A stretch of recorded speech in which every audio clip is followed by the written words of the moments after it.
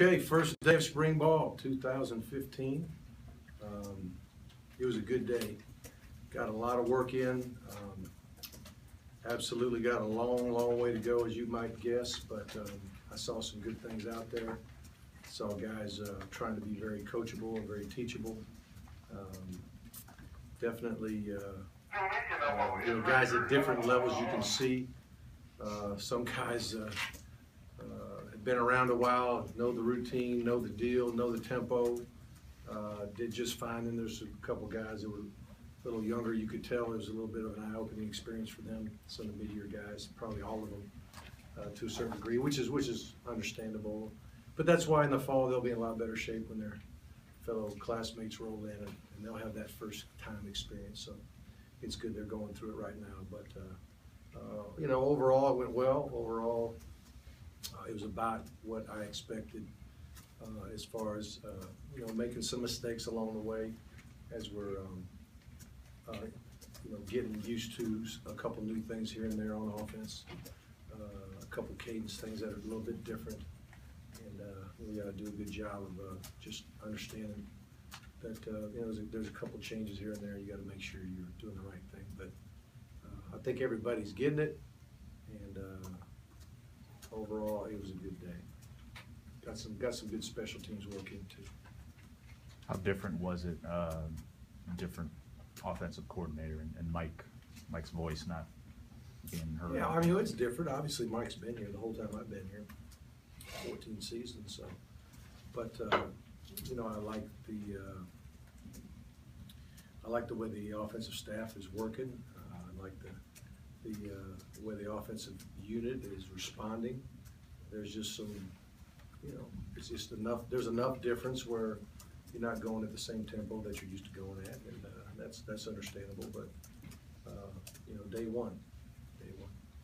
What did you like about some of the energy that some of your younger coaches on offense, Thomas and Brian, bringing there? And were you just as their former coach, what are you thinking out of them? Well, I think all our coaches coach with good energy. I think that we're all very demanding of what we're expecting our players to do, and I think our players are responding in a very positive way. I mean, there's nobody giving anybody any grief. I can tell you that. There's some guys that are a little more confused, or another guy that might be struggling a little bit here and there. But there's nobody doing anything other than trying to get it done the way the coaches want. But we don't have a problem with coaches that coach with good energy. Or do you have to take a little bit slower with the offensive guys, given some of the changes being made? Well, when you say slower, I don't know what you mean as far as the installation. Yeah. Well, so far we installed everything we wanted to install, and I think we were fine. We have a plan to install 2 days from now, and that's the beauty of having a day in between practice. Get a chance to really review everything that happened. Like the coaches tonight, we'll get to review everything. Then we'll get to review with the players tomorrow. Maybe even have a little bit of extra meeting time to start the installation for Thursday, and then also Thursday before practice, we'll have a chance to reinforce the installation.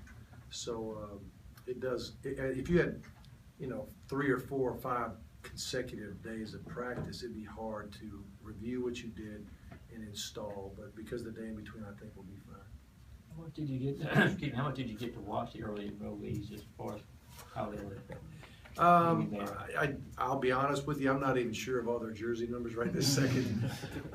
We were just going at a lot of what I was trying to do is make sure our tempo was going well, and making sure that everybody was doing what they're supposed to do, going where they're supposed to go, being on the right field during our transitions and all that kind of thing. But I caught a glimpse of a couple of them, but mostly I saw guys with eyes pretty big and just trying to keep up with the big boys.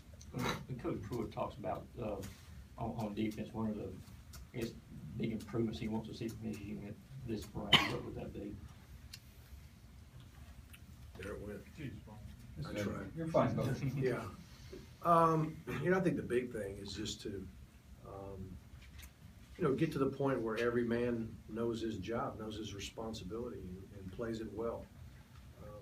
Defense like offense. I mean, football in general. You get one guy doing his own thing, or one guy not capable of getting it done, or doing the wrong assignment, or trying to do somebody else's job, that's when you give up big plays, We feel like, if everybody understands their role, understands their job, does it, to perfection,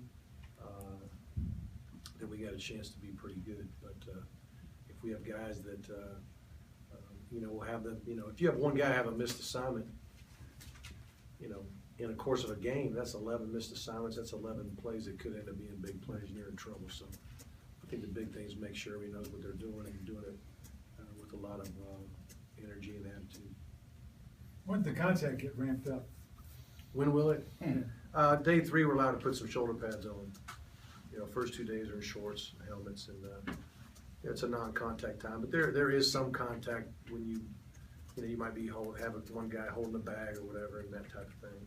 You might be punching a bag, that type of thing. But it'll be Saturday before we put some shoulder pads on. How would you assess the health of Keith Marshall, considering what he went through last season?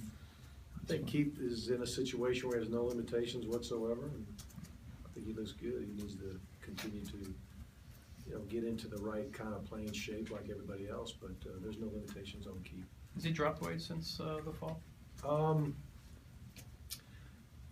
I would say yes, because that's been the goal and the plan, and he doesn't look as top-heavy as he did when he, really could mostly work the upper body.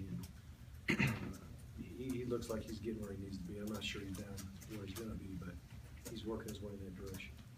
Staying on the running backs, AJ Turman's finally healthy. Is he expect to contribute with that unit there? You know what? He's been moving well. He moved well in the off-season drills, and seemed to have no setbacks. And even today, I liked what I saw in him. There wasn't a whole lot as far as a lot of different change of direction things, but there were some times when he cut it back across the grain, and he looked healthy. He looked good. Trey's a guy that could work outside but also inside as spring progresses. Well, he's got to learn something, and he's going to learn. The goal will be for him to learn some outside to begin with, but he can learn inside too. But right now, he's outside. Jonathan Ledbetter, did you get a chance to look at him at all on the defense side? It was very difficult to pick everybody out today. I didn't really hone in on that. And when the normally I'll be there, like when we do our pass rush drills and some of the competitive things with the linemen.